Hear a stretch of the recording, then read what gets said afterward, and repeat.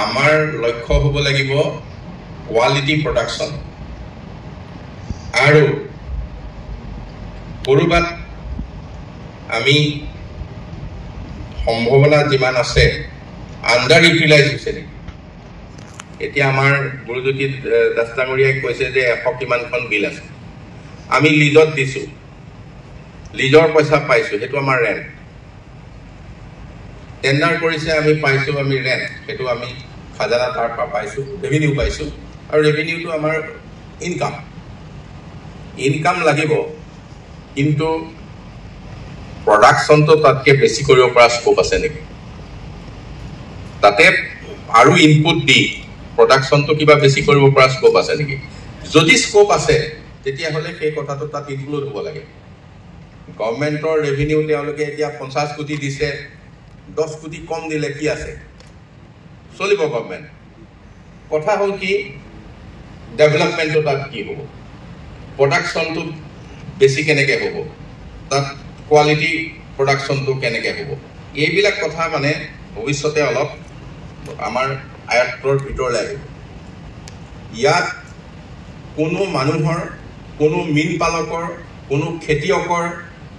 এইটো ৰাইট নাই যে মই বেয়া বস্তু খুৱাই মানুহক জীৱন ধ্বংস কৰিম আৰু গভৰ্ণমেণ্ট এই ক্ষেত্ৰত কঠোৰ হোৱা ভাল গভৰ্ণমেণ্টে মানুহৰ লাইফৰ ক্ষেত্ৰত যাতে কোনো কম্প্ৰমাইজ নকৰে গতিকে এই কথাবিলাকৰ ভিতৰত আমি সোমাব লাগিব মানে গোটেই কথাটো কমাৰ্চিয়েলি চালে নহ'ব প্ৰথম কথা এখন উন্নত দেশে কমাৰ্চিয়েলি চোৱাৰ আগতে কোৱালিটিত চায়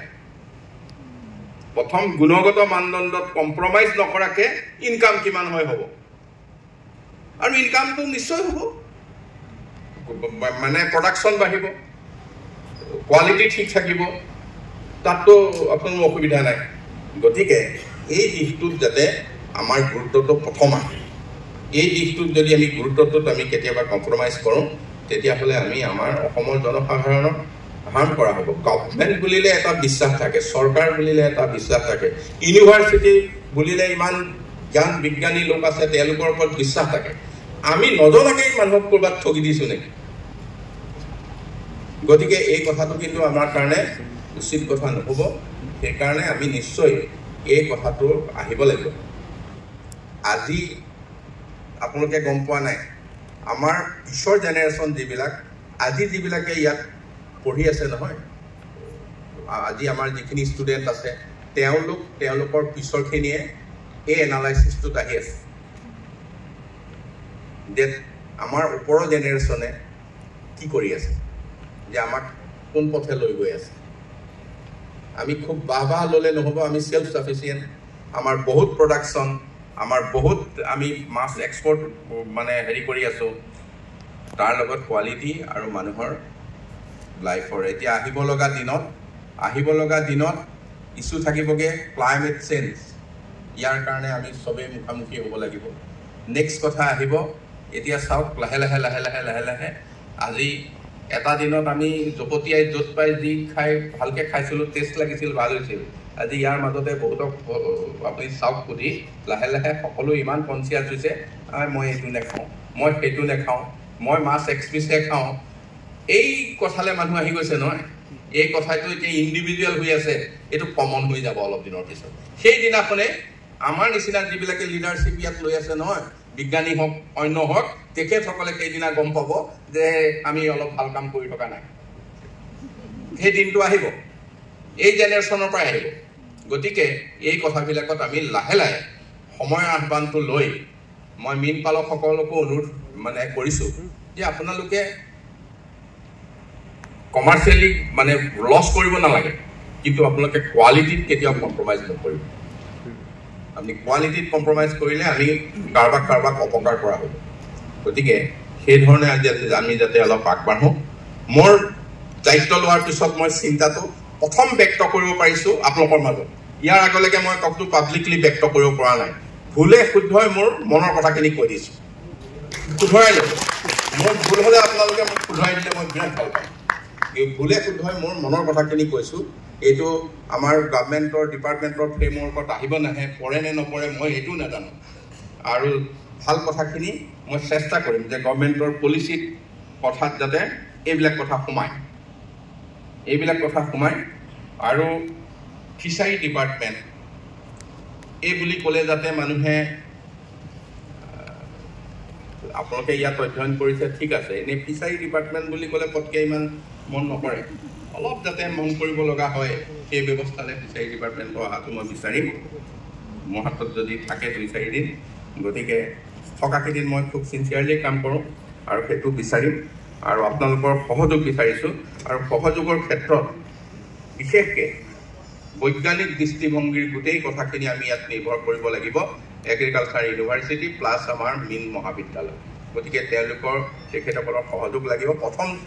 এদিন দুদিনতে মোক যেতিয়া লগ পাম বুলি কৈছিল, লগ পাওঁতে মই ভাল পাইছিলোঁ যে লগ পাওঁ, 2-এটা কথা পাতিম আৰু এদিন ফিচাৰী কলেজত সোমাম। কিন্তু ফিচাৰী কলেজখনক আজি এটা গুৰুত্বপূৰ্ণ ভাল দিনতে সোমাবলৈ পালোঁ, আপোনালোকক সকলোকে পালোঁ আৰু সকলোকে মই তাৰ কাৰণে বহুত বহুত ধন্যবাদ দি দিছোঁ। আৰু মই শিকিহে আছোঁ আৰু চেষ্টা কৰিম শিকিবৰ কাৰণে আৰু এটা কোনো ধৰণৰ আপোচ নকৰাকৈ যাতে আমি আগবাঢ়ি যাব পাৰোঁ, এইখিনি কথাত সহযোগ থাকিব। আমাৰ ইয়াত বিষয়াসকলৰ ভিতৰত আছে কৰ্পৰেশ্যনৰ চেয়াৰমেন আছে, ডাইৰেক্টৰ, ছেক্ৰেটেৰী সকলো আছে, আমাৰ লোকেল বিধায়ক, তেখেতৰ ইয়াতে এখন ফিচাৰী কলেজ। গতিকে আমি সকলো ফালে আগবাঢ়ি যাবলৈ প্ৰয়াস থাকিব আৰু আপোনালোকৰ আজি দিনটোৰ বাবে সকলোকে মোৰ আন্তৰিক শুভকামনা জ্ঞাপন কৰি আৰু আপোনালোকৰ সদায় সহযোগিতা বিচাৰি আৰু বিশেষকৈ ছাত্ৰ ছাত্ৰীসকলৰ কিছু কথা ইয়াত শুনি আছোঁ। বিভাগটো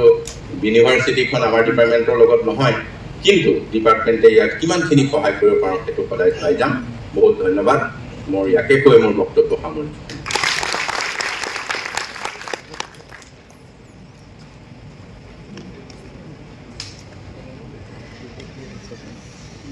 আমাৰ মন্ত্ৰী ডাঙৰীয়ালৈ অশেষ ধন্যবাদ থাকিল। আমি এই সভাৰ অন্তিম কাৰ্যসূচীত উপনীত হৈছোহি। এতিয়া আছে শলাগ জ্ঞাপন। পোনপ্ৰথমে আজিৰ সভাৰ মুখ্য অতিথিৰ আসন অলংকৃত কৰা মাননীয় মীন মন্ত্ৰী শ্ৰদ্ধাৰ কেশৱ মহন্ত ডাঙৰীয়ালৈ প্ৰথমখনি শলাগৰ শৰাই আগবঢ়াইছোঁ। ইমান কৰ্মব্যস্ততাৰ মাজতো তেখেতে আহি আমাৰ নিমন্ত্ৰণ ৰক্ষা কৰি আমাৰ অনুষ্ঠানৰ সৌষ্ঠৱ বৃদ্ধি কৰিলে, তাৰ বাবে তেখেতলৈ ধন্যবাদ জ্ঞাপন কৰিছোঁ। ইয়াৰ পিছতে আমাৰ উপাচাৰ্য মহোদয় ডক্টৰ বিদ্যুৎ চন্দন ডেকা ছাৰলৈ কৃতজ্ঞতা জ্ঞাপন কৰিছোঁ। তেখেতৰ পৰামৰ্শৰ অবিহনে আজিৰ এই অনুষ্ঠান কেতিয়াও সম্ভৱপৰ হৈ নুঠিলেহেঁতেন। আমাৰ নিমন্ত্ৰণ ৰক্ষা কৰি সভাত উপস্থিত হৈ সৌষ্ঠৱ বৃদ্ধি কৰা ক্ৰমে Gurujyoti Das, chairman AFDCL, doctor Kabyashree Mahanta, secretary department of fisheries আৰু সমূহ নিমন্ত্ৰিত অতিথিবৃন্দ যিয়ে আমাৰ নিমন্ত্ৰণ ৰক্ষা কৰি আহি আজি এই অনুষ্ঠানৰ সৌষ্ঠৱ বৃদ্ধি কৰিলে, সকলোলৈকে শলাগ জ্ঞাপন কৰিছোঁ। আমাক এই অনুষ্ঠান সাফল্যমণ্ডিত কৰাত সহায় সহযোগ আগবঢ়োৱা, দিহা পৰামৰ্শ আগবঢ়োৱা নাবাৰ্ডৰ বিষয়ববীয়াসকল, অসম চৰকাৰৰ মীন বিভাগৰ বিষয়া কৰ্মচাৰীসকললৈও শলাগ জ্ঞাপন কৰিছোঁ, কৃতজ্ঞতা জ্ঞাপন কৰিছোঁ। মহাবিদ্যালয়ৰ বিজ্ঞানগুৰু,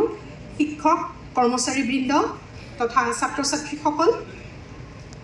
যাৰ অহোপুৰুষাৰ্থ চেষ্টাৰ ফলশ্ৰুতিত আজিৰ এই সভা সম্পূৰ্ণ হৈছে। বিশেষভাৱে কৃতজ্ঞতা জ্ঞাপন কৰিছোঁ মীন পালক বন্ধুবৰ্গলৈ। প্ৰতিকূল বতৰত নেওচিও তেওঁলোকে আহি আজি আমাৰ মাজত উপস্থিত হ'লহি, তাৰ বাবে তেখেতসকললৈ অশেষ ধন্যবাদ জ্ঞাপন কৰিছোঁ। সদৌ সাংবাদিক বন্ধুবৰ্গলৈ ধন্যবাদ জ্ঞাপন কৰিছোঁ আৰু এই প্ৰেক্ষাগৃহত উপস্থিত প্ৰতিজন সদস্যলৈ শলাগ জ্ঞাপন কৰি আজিৰ শলাগৰ শৰাই অনুষ্ঠান ইমানতে সামৰি মাৰিছোঁ।